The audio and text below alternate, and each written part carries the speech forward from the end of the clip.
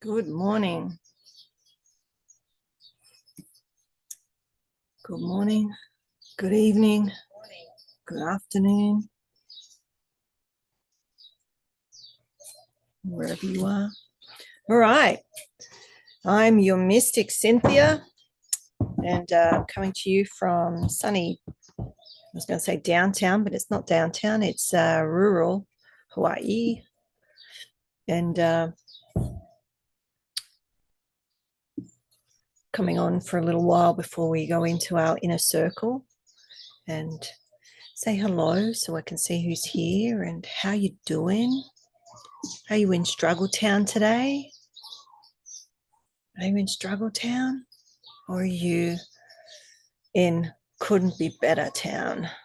Or any other towns and localities along the way, right? Okay. Let me just muck around with this. So today, I was just going to pop in. Look, there's so much to share, and often I don't even know where to start. I mean, I always have these questions and integrations from the week before. So Sunday we talked about fear literacy, or the literacy. Are you literate in the language of fear? And that will have, as we go along, I guess, it will be a regular, because we live with fear. We live with love and fear. And so understanding it, because many of us have or see it as an enemy, right? See fear as an enemy or something you have to get rid of. And I'm saying, I mean, even in the Defense Force, or at school, or when you're trying to think of things that may be more common, we are conditioned in a way so that we can be nasty, cruel, hurt, harm, and other things, others. Because if we really knew them and saw them, it would be impossible. Be impossible. So it's dehumanization. So I know, stay with me for a moment. Love and fear are charge. I mean, you could look at it as a positive and a negative aspect.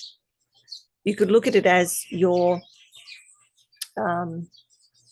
atoms, how your cells are set up, the polarity of the body, the left, the right, the front, back, the top, the bottom, and everything in between. It's understanding the language. It's understanding what's happened, and we'll just pepper in a little bit of trauma here, particularly for children. But, we are traumatized because we don't have an understanding, or it's the meaning we make from what's happened. It's the meaning we make from what's happened. And one of my past lives, meaning what I went to university for, was to be an anthropologist. And it's all about learning about different cultures, learning about the human evolution. And, now I work with conscious evolution, but we, understanding and how people make meaning is really, can be very, I was going to say very helpful, but that's sort of an understatement. Right? It's an understatement. So we're creatures that make meaning. And when we can't make meaning, or we don't understand, we make a meaning to make it somewhat acceptable, right? So a child, when experiencing something like the divorce of their parents, or an injury or illness, if that parent needs to go away, so the primary caregiver is absent, that child will, their system will experience it as if that parent had died.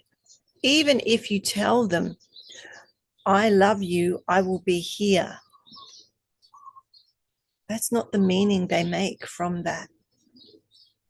It's one of the questions that I would ask when parents would come to me when I left my profession as a trauma specialist, a complex trauma specialist working with complex trauma, particularly in children, but also adults. When I left, many of the workers would still contact me that were working with these children, and sometimes the parents or foster parents. And you know, I had a woman contact me once, and she said, "Can you help me with my son?"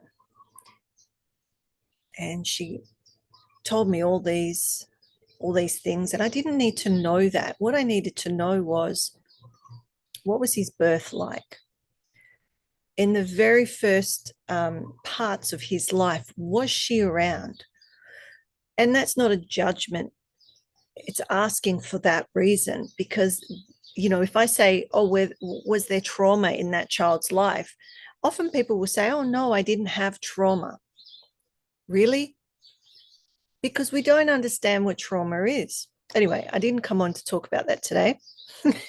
However, everything connects. I mean, I'm looking at this beautiful tree out here. You probably see it in the reflection. Let me see. Yeah, because I'm not looking at myself, but you can see it in the reflection. This morning, so I have a sunrise process where I go and I greet the first light. And I can teach you about that another time if you like, but it's very mystical. All the religions talk about it, and it's quantum physics. It's science in how it helps our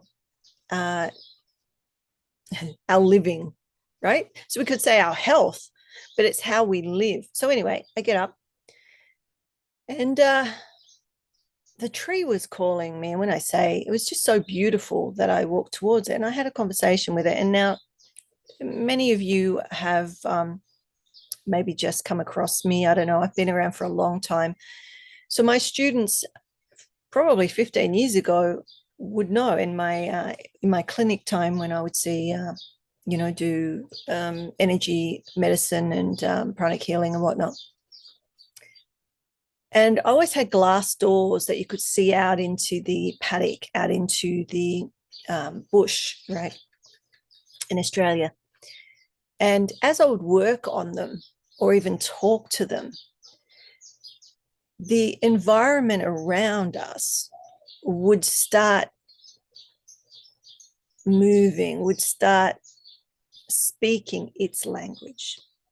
So when I talk about the language of fear, or being literate rather than illiterate in the language of your systems, because if you've got any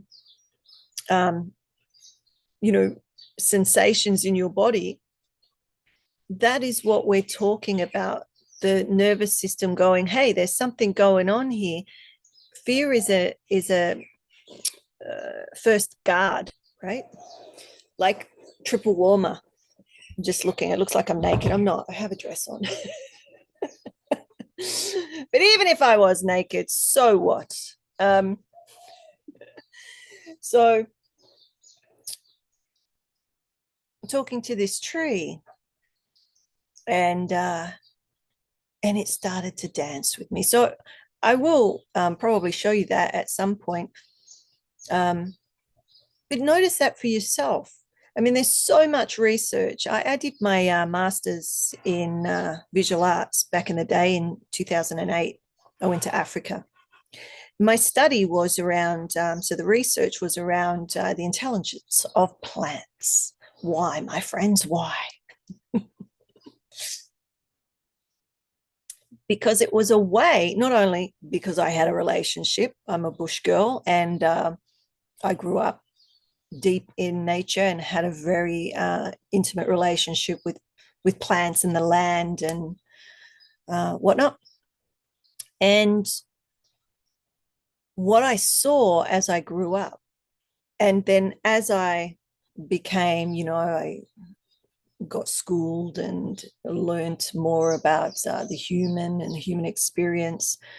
I spent my life studying humans, humanity, human evolution, both physiologically and energetically, soul, physical soul to spirit, right? And the information that was running in the background was the mystical information. So, which holds it all together. So the intelligence of plants was a way that I could bring quite disturbing information to people to educate them. So a lot of my art and installations, back in, early 2000s was around how humans experience based on what they have experienced, right? So I would do these room installations where you would walk in, I would build the rooms within rooms, like huge installations. And it's because I was a closeted, I guess, mystic, right? Because I was a professional, but I lived my life with the beloved, So that's another story. But building these experiences for people to walk through, to be part of, to integrate into, and have certain experiences based on the artwork or the installations that were there, or the light sculptures and the all sorts of stuff, massive things. That many of you won't know me for, because it's, once I share things, I tend to move on. However, today, what I'm sharing, or what's coming in to share around this nature, is that when we understand and have, I guess, how let's just say how we understand, right?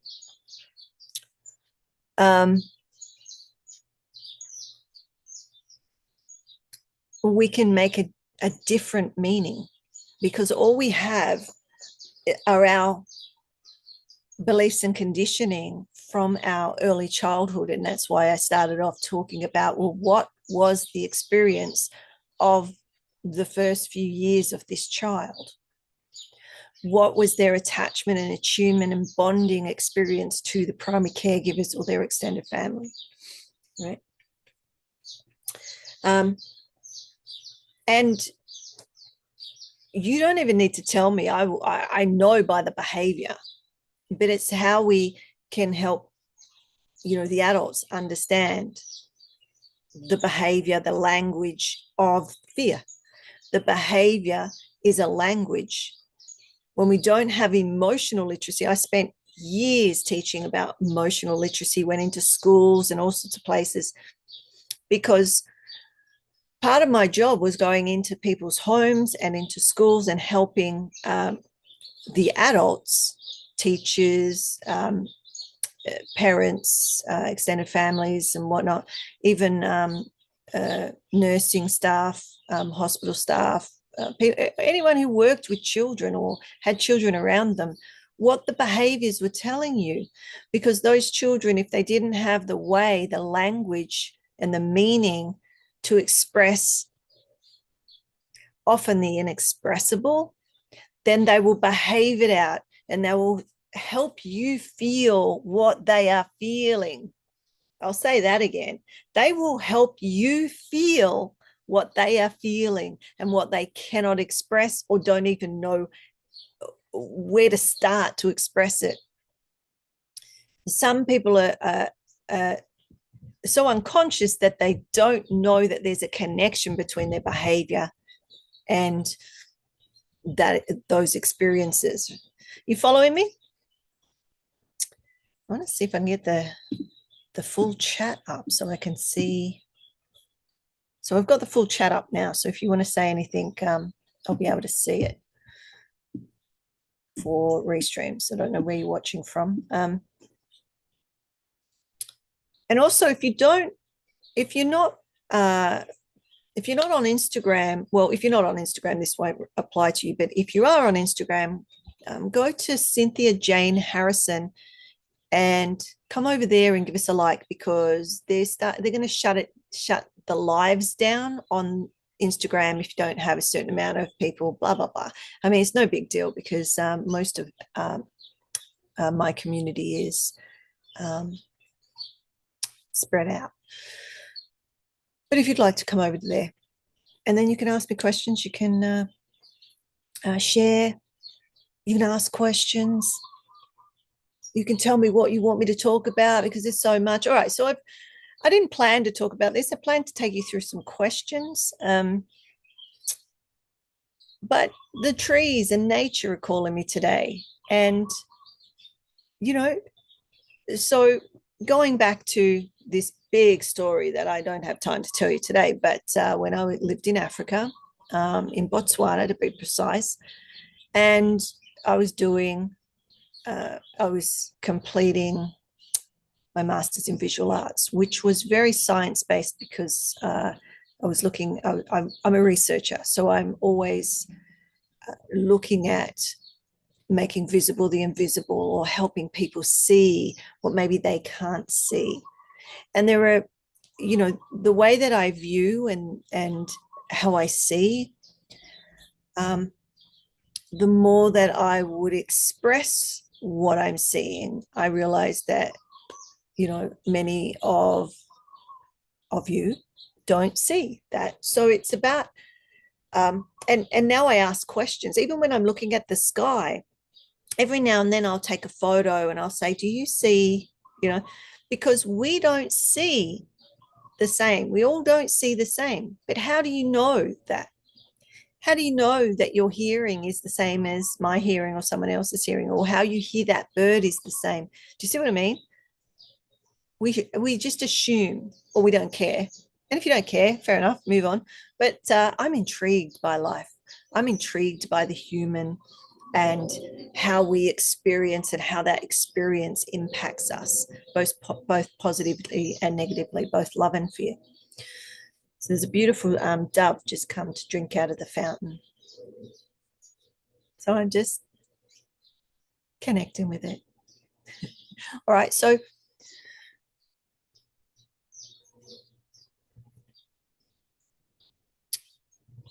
studying the intelligence, or seeing the intelligence of plants and trees. I did a whole lot of research around this, but the one that I started telling you about was using the intelligence, or how plants and trees grow or don't grow, or get stunted in their growth, how they flower or fruit, depending on their experience. And I was using that as as a substitute for children, because most humans don't want to really hear. I know, but believe me, I've been doing this for over 30 years, and people do not want to know about the not so nice stuff. They don't. So how do we educate on it? The arts, creativity, different ways of knowing, my specialty. Okay.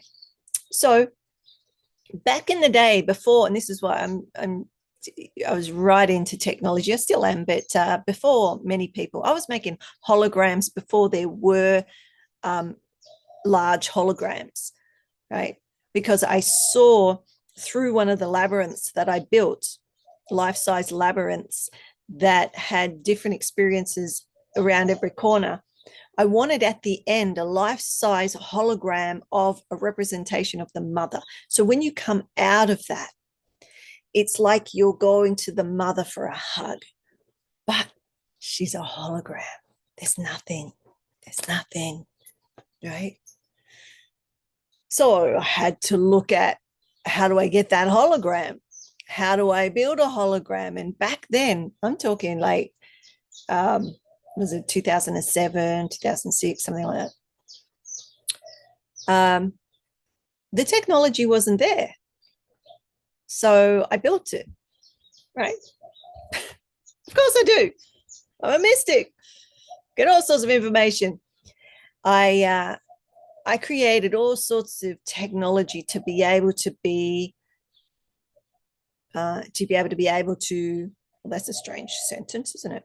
Show and give you an experience so that it brings in different meanings so that you can understand and heal, right?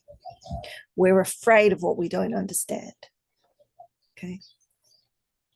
So doing that anyway, the other part of it was creating these digital installations that were projections, or not projections, they were, what would you call them? What would you call them these days? You'd call them, it was almost like augmented reality before augmented reality existed. Okay. So it'd be these plants growing or not growing, dependent on the sounds and the words and whatnot. And this completely overlays to humans.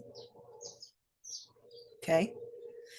If a child is neglected, they have failure to thrive, we used to call it, stunted growth. Many children, I won't say all, but there's many children who have problems with their teeth due to a similar thing, right? There's all sorts of things later in life. I'm talking like as adults. So you can go research it if you like. Don't believe me. Everything I tell you is my direct experience and research, because I have direct experiences, and then I will look into it deeper, and I'll get more information, or I'll research it, or I'll create the research project, or the methodology for somebody else to do the research. So how we are in the world, let's pull it together. How we are in the world and what we experience changes us, shifts us. Here's that beautiful butterfly coming in. Can you see it in the window? No, it's gone past. Changes us. This place that I'm sitting in, that you could see in the windows behind me a little, these trees, plants and whatnot, this place was barren 2 years ago. I looked out here and there was no green. It was barren. And I came from a lush bushland with so many birds and animals and critters, and it was paradise in Australia. And I come here and it was barren, brown, dry, no animals, very few birds. And now it's an oasis. It's an oasis. Can't show you, but you know, if you stay tuned, you'll see I post different things and whatnot. Why? I have a relationship with the land. I have a relationship with what's here. I love it. It heals itself. It has the energy to grow. I mean, I would love to share with you so much of the understanding of plant intelligence. It would blow your mind. When I started researching plant intelligence, there was, I think, 2 other research papers that weren't anywhere near what I'm talking about back in the day. There is so much on it now, but you've got to understand, this is what I was seeing and experiencing, and how I would, because some of my, I don't know if you know Andy Goldsmith, I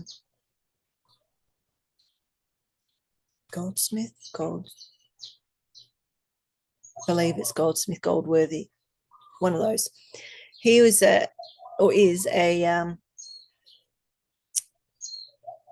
he's a sculptor, but he uses landscapes. And that's what I would do.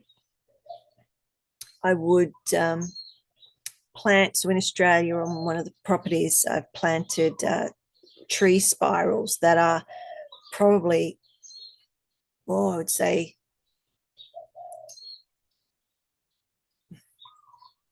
probably 3 times the height of this house. So I don't know, 30, how many is that? 10 meters, 2 meters, 8 meters high, like more. Anyway, huge trees now. And these trees will eventually be so big and towering, but they're in a spiral. And you walk down the paddock and they're particular types of trees, Australian eucalypt, that grow straight and mighty and live for a long, long time. That is art, right? Loving that land, planting, seeing how things grow or don't grow, seeing the relationship of the nature around it. Are you following me? It might be a bit abstract for you. I'm saying that how you are, the world shall be. I've got to go over to the inner circle shortly. I'll just let the ladies in so they can know that I'm here. Whoops, let me just pin myself. There you go. How you are, the world shall be. Do you hear the, listen. How you are, the world shall be. How you interact with the life, even the matter around you, just noticing how you even pick something up and put something down. Which was shown to me the other day that someone, they weren't angry or anything, but they were making a lot of noise. And it was sort of like, what did that thing do to you, right? What did that cup do to you? Or what did that bowl do to you? Or whatever it is, right? What did it do to you? What did the car door do to you? Or what did it's like, how you are, the world shall be. How kind are you to yourself? How compassionate and empathetic are you to yourself? Okay, so I didn't get to the questions. Or maybe I could give them to you, or I'll come back another day. But, I've jumped around to different things, but that's all of what makes me up, right?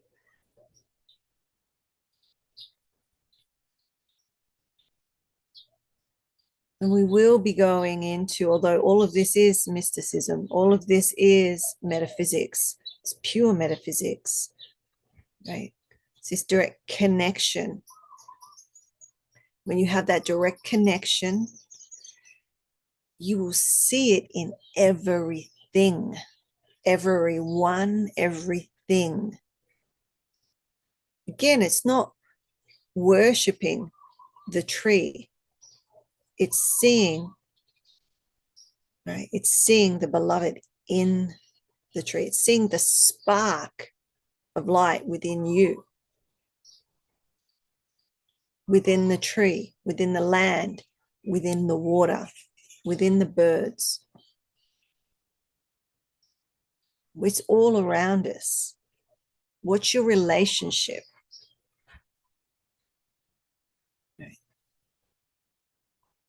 Because going back full circle to, and if you've just come on, you may not understand what I'm saying now, but we go back around full circle to those children that I'm asking, what was their early experience with you, with the primary caregiver? And they'll say, there's no trauma. I'll say, yeah, there may not be, what we call big T trauma, but there's trauma there. So let's see where that was. What was the birth like? So vaginal or cesarean? Did the child come down the birth canal? No judgment. A lot of women have C-sections. It's the information of what happens when that child goes down the birth canal or doesn't. What nerves and how the nervous system is stimulated. You know, I learned this when I remember walking to school again. In my day, I had to walk 10 miles to school. Well, I did, not to school, just to get the school bus. It was a long way. Lots of things happened along that long way. But one was I stopped and there was a cow giving birth. And the cow was sticking out and was stuck. So I can remember birthing that cow, not myself, but helping the cow. I'm a farm girl. I grew up, you know. But we think that these animals lick their babies to clean them. Is that what you think? Is that what you thought? Have you heard that? Oh, the kitten. How many kittens have you seen birthed? Oh, again, we had 18 cats at one time on our property. We had a big property, lots of mice and rats and stuff. Well, we had 18 cats. They would breed. And I would help them birth. I saw the mum licking the bag off and all that, cleaning. No, it's not cleaning, people. It's not cleaning. It may have I know I sound like a mad woman, don't I? All right, maybe I am. Genius, man, whatever. I grew up, and the mice. I did have pet mice. I had pet guinea pigs. I had whatever. The only thing I didn't have was a camel. And as an adult, I got llamas because my fences couldn't keep camels in, right? But to have a camel one day. So I've seen, and I prepared to birth these cria, they're called baby llamas. So the birthing process, licking, cleaning, no, stimulation, turning on the nerve system, giving the pressure. Another one of my research projects was on touch. Why? Because I saw this in the world. Touch. Some of you that are on the inner circle, you know this, and I'll switch over in a moment. Touch, right? How you're touched. So I developed a research methodology, and I wasn't allowed to. It had only been done on rats. It had never been done on humans. And I was like, well, I will be that rat, and I will experiment on myself with my blood and test the different touch and how that impacts the blood, how that impacts us. Okay. Light touch, medium touch, hard touch. So how we touch, too much, not enough, just right. The Goldilocks syndrome, right? In Karam Kriya, we say with the numbers, too much of that number, frequency, not enough of that number. Too much, not enough.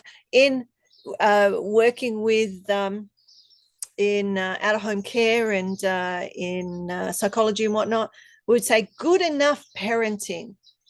Good enough parenting. Helicopter parent, abusive parent. These two ends end up with the same, similar, very similar outcomes for the child. Outcomes for you. In the mystical understandings, what we go into in inner circle is what? Positive mind, negative mind, neutral mind, how to be neutral, how to be in that place, the space between the space where we see both love and fear. Love, fear. Too much, not enough. Do you see in every, there's patterns here. Why is this important to you? Because as you are, the world shall be. Your world shall be. What you see and experience. When you look out, do you see love? When you look out, do you see fear? Some great minds have said that well before me. Einstein, Jesus, Bruce Lipton, Cynthia. What glasses are you wearing? I think Bruce Lipton said. I'm paraphrasing them all together, but that's the pattern. You see, same thing. There is nothing new here. Everything here on this planet has always been here. It's just transformed. So some of the questions that we were asking were around, last week were around, what are you doing to make life acceptable, right? So those in Ascend, have you done your homework? Are you doing your homework? Go and look at Slack. I posted a bunch of stuff there. You don't have to have it done by today, but I want you to be thinking about what scares you. What's fear? How do you feel it in your system? When you feel it, what do you do?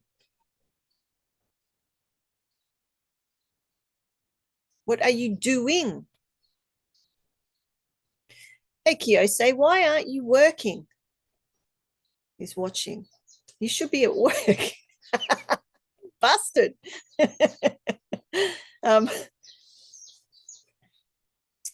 So, as we are, the world shall be. If we look out in the world and we just feel all this sensation, and there's nothing wrong with that. I had a lot of sensation today. Kiyose will tell you. A lot of sensation today, mainly around my tax. Okay. And in my meditation and in my viewing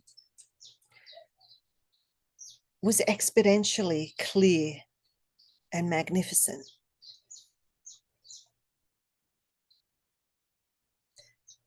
I said on Sunday, so if you missed the Sunday, scroll back and you'll see it. What did I call it? Fear literacy, or the literacy of fear, or understanding fear, or something like that. You'll hear some of that, so you can go back and listen if you like, to these different types of fears and how to navigate some of those. But we have love and fear, which is within unconditional love. What you're actually talking about is the fear of the fear and the fear of the love. And those words, when we break them down, the survival ego, so fear of death and everything else extrapolated from that. And the other one is the fear of love, or fear of your greatness and your potential. And when you understand that and have the meaning, a true meaning of, or definition of what's going on, that fear of fear, whether it's fear of fear or fear of love. Oh, look at that. What? What? I love that, how that happens, because I don't plan it. It's just, right? we get to this place of it just is, and all of that is within it. So we're not looking out and it's just fear or just love. We're looking out and it's unconditional love, and we're in it living. And that then, I was saying on Sunday, grows wings and carries you. It's practice. It surely is a practice for the rest of your life, right? And that's the story. People want quick fixes. I mean, you want a quick fix. It's what we call bypassing, or, but that's like putting a Band-Aid. I used to say, because when I was in the army, we had to do medic work and stuff in case, you're outfield and someone gets blown up, right? We were working with all sorts of weapons, all sorts of grenades, and mine, clearing, how to clear a minefield. I know how to clear a minefield. I mean, the things that I know, people. Anyway,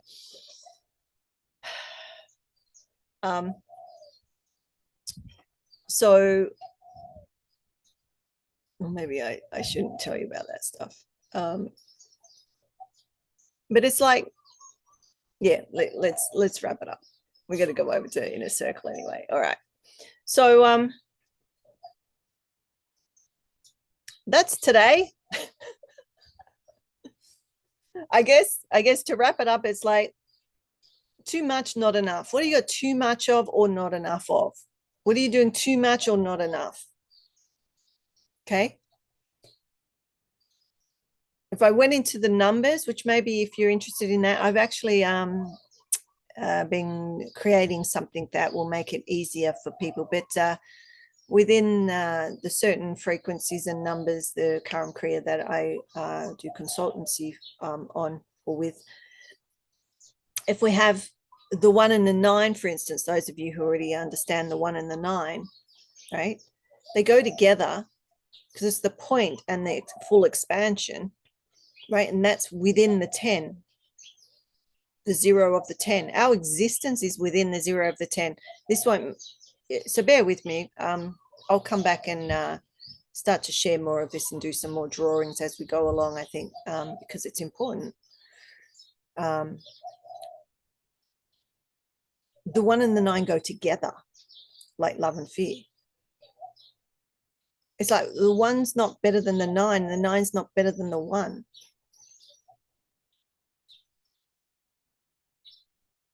See? And they're not the opposite. Like love and fear aren't the opposite in the way that we've been taught.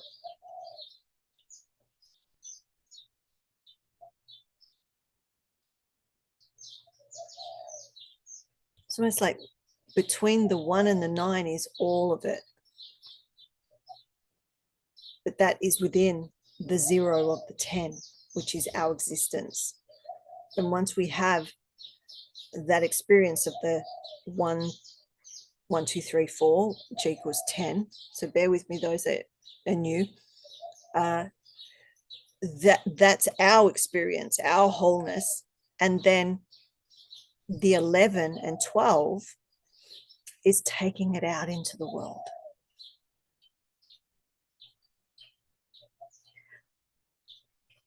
Oh, awesome. Is that on a canvas? Ah, okay, cool. All right, I want to know about that in a minute. All right, so for the live, we'll wrap up.